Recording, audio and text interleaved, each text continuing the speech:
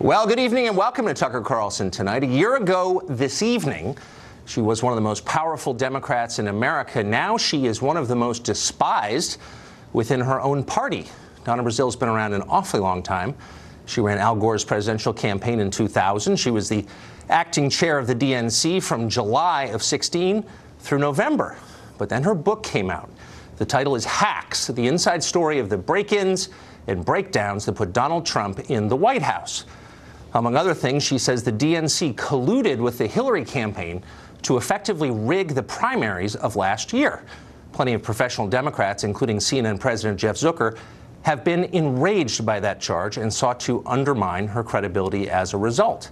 What does she have to say in response? Donna Brazile joins us tonight. Donna, thanks for coming on. Hey, Tucker, you know, what a great honor to be with you tonight after the Democrats did so well across the country yesterday. So I'm excited to be here, excited about what happened in Virginia and New Jersey, and excited to talk to you about my new book, Hacks. Let me just say this up front. Wait a second. Let me ask you a question. Congratulations on your party's success last night, by the way. Thank you. But let me just ask you this. I've been watching, because I've known you a long time, and I've watched you work for more than 20 years. And I'm watching people who know you well, journalists and Democratic Party officials, go after you. And the one thing I noticed is that the attacks all sound the same. And my guess, and I want to ask you as a professional political person, it seems obvious that there was coordination, that someone's doing oppo on you in response to your book. Who do you think that is? You know, Tucker, I don't really have time to figure out who is spending, I'm sure, some much-needed money that needs to go to Democratic candidates next year to figure out what I said in this book is factually correct. I want to tell you, I wrote up front, I wanted to write this book to tell my story. I wanted the American people to see what happened. I became chair of the party for the second time in my life because our party was under attack. We were hacked. That's why I was called upon to step up to become chair again. Right. And I think when you read the book, Tucker, and you mentioned it, we've known each other a long time. And we were colleagues once at CNN. The book it tells some hard truths. Because as you well know, I'm not just any Democratic operative, I'm an activist. I come from the grassroots. I care about my party. I care about the future of my country and our democracy. And as chair of the party, we lost an election last year. Many people thought we were going to win. And so I did a forensic examination of what we did wrong and what we could do better so that we can win elections in the future. Well, that seems like a wise and obvious thing to do. It was an unexpected loss. Why not figure out why it happened? But you're not seeing very many people in your party go along with that course. And instead of listening to your analysis of why Hillary Clinton's campaign failed, they're attacking you and impugning your motives. The Hillary campaign, almost every member of it, released a statement accusing you of buying Russia-fueled propaganda.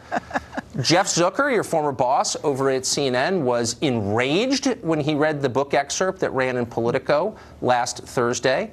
And you're seeing your former colleagues say you're just doing this for the money. Why aren't they more willing to listen to the prescription that comes out of this book? Well, first of all, many of those individuals who signed that letter, I know them. I've been in the trenches with them for more than 30 years of my adult life. And if I had to go back in the trenches with them next year, I will go back because I believe in justice and fairness and equality. But I want to tell you, when I became chair, I didn't take a salary from the DNC. I gave up everything. I took a leave of absence from CNN and ABC. The only thing I really went back to was teaching at Georgetown because I loved my students and I wanted to be there for them with a historic election on the horizon. Tucker, I wrote this book because I wanted Democratic activists, rank and file Democrats. Those are the people I listen to. Those are the people that I respond to. I wanted them to know how hard we worked to elect Hillary Clinton and other Democrats up and down the ticket. We came up short, as you well know, Tucker, less than 80,000 votes short in 3 states. Then tonight we would be having a different conversation. Right. We would be talking about Hillary Clinton's first year in office. Instead, we're talking about, you know, how the Democratic Party can come back stronger so that we can become more competitive in 2018 and beyond. And what I saw last night, I see a party that is capable of coming back out of the wilderness. I see a party with fresh faces, new blood, new energy, in large part because Tom Perez and Keith Ellison, Karen, and so many other people on the DNC, they are working hard to change things for the country. But you haven't mentioned anybody who helped run the Hillary campaign. Robbie Mook, for example, would you hire him to run the next Democrats campaign? Well, you know, Robbie and I are both at Harvard, and one of the things when the Democrats win the popular vote and the Republicans win the Electoral College, people like us get to go up to Harvard and take a forensic examination of how we can improve our democracy. I went over to see Robbie last week. Look, I have great respect for Robbie and his team, but I was very tough on them in the book. But before you go on, I know you were, and I want you to see what he's saying about you now on television. Here's part of it. The idea that the DNC could rig a contest, frankly, is laughable. The allegation she's making there simply isn't true. We certainly don't recognize the campaign she describes. We also don't recall some of the events she said that happened. I'm sure her publisher put her under a lot of pressure. I wish she just put her foot down and said, no, I'm not going to do this. So he's describing you as a hapless pawn of your publisher. Well, you know, I'm the third of 9 children, and the one thing my parents taught us was to stand up, fight for ourselves, pray, and get up the next day. Here's what I know. I was chair of the party, but more importantly, I was an officer of the DNC. I've been a member of the Democratic National Committee since 1997. I know how things operate. I'm a former chair of the party. So to suggest to anyone that I don't know what I'm talking about, really, I'm not focusing on what Robbie is saying. I am focusing on making sure that grassroots Democrats know that our party is going to become stronger. You have to let these wounds heal. We had a very competitive primary. I don't know when the Republicans will sit down and heal their wounds, but we are healing our wounds, and we're going to learn how to become a stronger, more effective party in the future. So here's part of what you say about Robbie Mook in the book. You said, I'm quoting, "I've worked with men all my life in politics, and I can sense when they get to this part about not being able to deal with a woman. It was not a racial thing, it was a gender thing. Every time you mention that they're trying to shut you down because you're a woman, all these guys are like, no, no, no, no, no." So my question is, you're saying you were the victim of sexism from the management of the Hillary Clinton campaign. What was their response when you said, look, don't treat me different because I'm a woman? Well, you know, I may have also stated in a book, I think I did in 3 or 4 chapters, that it was also generational. Remember, I come from the old school. I come from the school when you have a 3x5 index card. I come from the school, Tucker, that you actually knock on doors, you talk to people, you try to get their support, and then you try to get them out on election day. Robbie comes from a school that is a lot different than the school I came from. They do algorithms, they do data modeling, and when I would come back to and they do sexism too. Apparently, from your book. Which is a little weird, since Hillary ran a whole campaign on breaking the glass ceiling, and here's the guy running her campaign diminishing you because of your sex. It seems ironic, maybe. You know, it was dismissive. I don't, condescending and dismissive, those are the words I characterize in the book. Because I came back and said, Robbie, I just left Little Haiti. Or, Robbie, I was in Cuyahoga County. Or, Robbie, I just left Colorado. And I wanted the campaign to understand that we needed yard signs. We needed radio spots. You know, on August 19th, when Donald Trump said, what the hell do you have to lose? He made that comment in front of a black audience. Here I was, the chair of the party, and last time I checked, I am black. And I said, I want to respond. I had to write a column because I didn't control my resources. So I was fighting, Tucker, for what I normally fight for in a campaign, whether I'm a campaign activist or a campaign chairwoman. I am fighting for resources to get our message out, because my job was to help elect Hillary Clinton and Democrats from the courthouse all the way up to the United States House and Senate. So you have this scene in the book that's been much remarked upon, where Hillary's really sick. You say she's overworked and she's got a bronchial infection, maybe pneumonia, and she's so sick that you have this moment where you think maybe we need to replace her. Maybe she won't be able to continue, and that's the point at which you said maybe the vice president would be a good replacement. That's such a big deal that it was striking when I read that. I thought, here there are 1,000 reporters covering this campaign, and not one of them picked up anything like that the candidate's health was that bad, that she was being considered maybe not able to finish. Do you think reporters knew that? How could they not know that? Well, let me just tell you, I had a lot of reporters who were calling my office, calling my home, texting me, sending me emails. In fact, there was a reporter that I mentioned that broke the story to me that she had fainted. And I immediately called up to Brooklyn, and I tried to reach people on the road with her to find out if this was a rumor. As you well know, Tucker, with the Russian meddling in our campaign, and yes, it happened, there was so many rumors that you had to debunk. And so by the time I saw the video, when the video went viral, you can imagine what was happening within the Democratic Party, what was happening inside the inner circles. Oh, I remember. And everything was fine. I remember that. Everything's fine. Every 5 to 7 minutes. Hillary is a friend.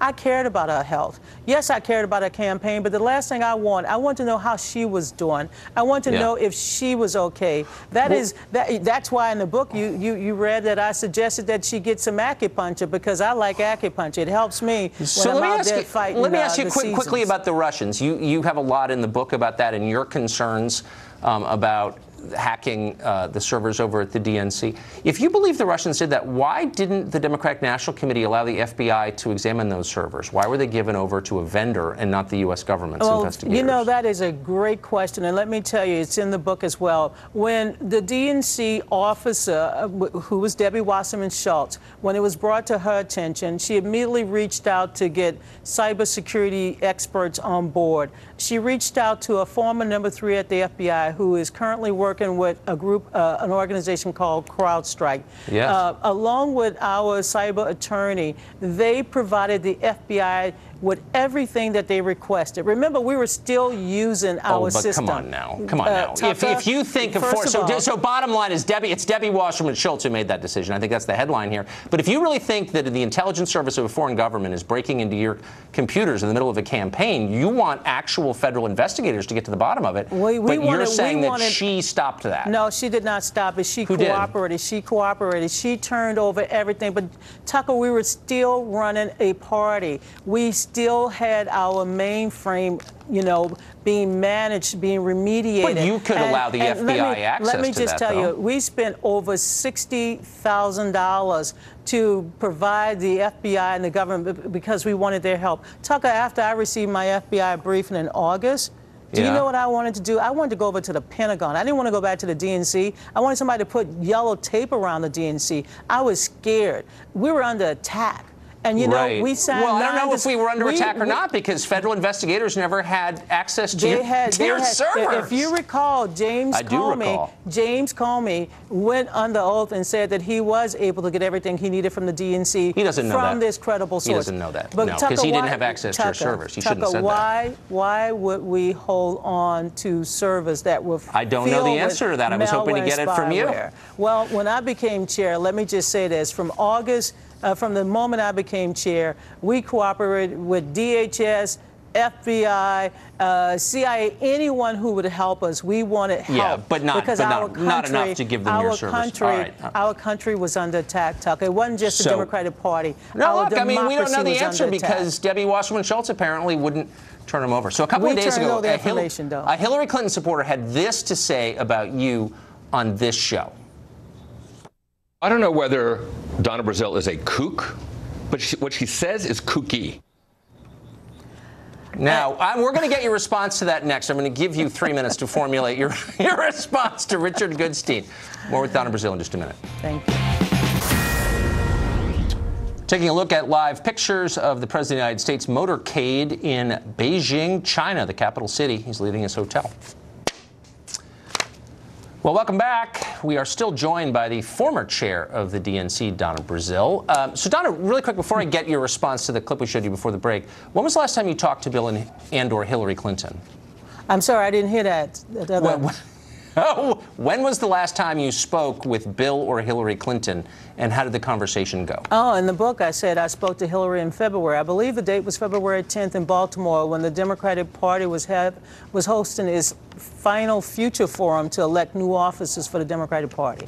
Right. But have you spoken to her? I mean, the reason I'm asking is every Democrat I know, the professional Democrats, from Jeff Zucker, you know, all the way to Jen Palmieri and all the people you've worked with over the years, all seem mad. And I know the Clintons are in that group. Have they complained to you or people you know? Like, what's the response you're getting? Well, first of all, let me just say this. And last week, I reached out to as many Clinton staffers as possible to let them know that my book was finally coming out, excerpts. I didn't have to do that. I also flew down to Washington, D.C. to inform my colleagues at the DNC. Again, I didn't have to do that. Right. Look, I am a Democrat, a lifelong Democrat. And, you know, if they choose not to read the book or they decide to write their own book, I hope they will do that. Tucker, I read Hillary's book, What Happened. It's a great book because it's historical, it's biographical, and also, as a woman who's been very, very active in politics, I thought she really examined some of the reasons why she fell short. So I suggest for those who are upset or not capable of stomaching my book, go write their own book. But I want to respond to that last clip that you that you showed me before the break. The one where the male Democrat dismissed your claims of having experienced sexism by saying you were crazy, something I thought we weren't allowed to do. First of all, my mother, when I was a little kid growing up, my mother used to say, it's not what they call you, it's what you answer to. But I want to channel another woman who I admire so much, and that's Michelle Obama, who said, when they go low, you go high. And perhaps what I did on Sunday when I told some of my detractors to go to hell, and as you well know, some of my conservatives know that I have always had a quick tongue. I've told people in the past what I really feel. I should have channeled Michelle and just go higher. I'm thinking now, Tucker, as you know me, and I've known you for a long time. We haven't gone fishing, but I got a lot of kids out there that know me, that believe in me. They know who I am. I walked the streets in Virginia with them just recently. They know that I stand behind them. They're up at Harvard, they're at Georgetown, and I want them to know that I am still the same Donna that they've always known. I'm feisty, I'm gusty. Well, I've noticed that. And as you so well they've know, come Tucker, after you. They've come after you and said, look, it's a little much for you to criticize the DNC for colluding with the Hillary campaign when you conceded that you leaked questions to the Hillary campaign during a CNN town hall, before a CNN town hall. My question when I'm reading this is, did no one at CNN know that happened? Did they really learn for the first time when they read your book? How could they not have known that? Well, Tucker, I surely hope everyone will now go out and buy the book. It's called Hacks, the Inside Story. But hold on now, slow down, wait. There was a question there. Did nobody at CNN know that you did that? So you say, look, you apparently got them from... Oh, no, Tucker, you cannot put words in my mouth. Look, I'm just I got asking. on some lipstick from Fox, but that has not forced me to not stand my ground. I said in the book... No, but it's not your ground. I'm asking about CNN. Where you then worked. You haven't Tucker, gone on their air. They're mad at you, obviously. No, but did they know that you leaked these questions? Really simple question. You know, Tucker, I said last year. Sounds like they did. No, Tucker, don't try to put words in my mouth. I said last year that CNN never provided us with any questions. CNN never gave us anything in advance. But what I did say, and what I've said in the past, and what I said in this book, is that I, as an officer of the DNC, and I know WikiLeaks gave everybody, certain questions and certain emails, but as an officer in the DNC, I sought to expand the number of debates. And I wanted to make sure that we had diverse voices and we covered issues that had not been discussed in previous debates. And what I did, give me one more second, and I know it's your show. I'm not trying to take over. But what I saw, you don't, Tucker, I know you too well. What I sought to do, Tucker, was to ensure that we had these issues on the table, and I made sure that our candidates, I didn't want them blindsided. That's what I admitted to. That's what look, what WikiLeaks put out. That's the greatest spin I've ever heard. I didn't want them blindsided. Hey. That's so good. You should do this for a living. That is hilarious. Let me ask you a personal question. Hold on. In the book, WikiLeaks sought to divide us. These were active measures where you got to see the things I gave to Hillary. You never got a chance to see the things I gave to Bernie or Martin O'Malley. Well, and let me just I'm totally happy. You bring those and I'll put them on the show anytime. In the book, though, I just want to ask you, this is a sincere personal question. You describe a number of occasions where you felt threatened personally, where you felt like you might be hurt by somebody, and you're not very specific about who might have hurt you, but it's clear that you were worried about it. Do you still feel that way? Are you worried? Are you getting threats? This was an unusual political campaign. season last year. And at night when Donald Trump, and I wrote this in a book, and, you know, I've gone to church and said to, you know, the God I worship, like, I am not going to hold any anger in my heart. But President Trump every night would go out there and say that Donna Brazile. And you know what? The moment he stopped talking, my emails, my Twitter, my phones, it got blown up. And yes, I got plenty of threats that were just, let me just say this, they were over the top. And Are you getting them now? Are you getting threats right now since the book has come out? Of course. When people see things that they disagree with, they don't just say, Donna, I don't like that. That gumbo is not the right kind. You're using andouille sausage, not the hot sausage. You know what they say? I must rather not have you or the gumbo. Tucker, unfortunately, we live in a world now where even appearing on this show tonight, even taking pictures with people I disagree with, people attack you. They attack your motives. And everyone who has said, Donna is making money, well, first of all, that's a good thing, because Donna got a lot of mouths to feed. But people are just questioning why Donna would write her book, because Donna likes to write. Please read the book. This is a great book, a wonderful I believe gift for Amazon Christmas. has sold out of it, Well, but I'm sure they're furiously restocking. Tucker, you Donna and I Brazile. got to go fishing, because I have a recipe that I think will make your tummy feel really good. Let me just say one last thing. Come back. I worked very hard to elect Hillary Clinton. We fell short, but next year, watch out. Next year is going to be a blue wave, Tucker. I hope you have me back on the show. Anytime. All Donna right. Brazile, ladies and gentlemen, thanks for joining us. Thank you, Tucker.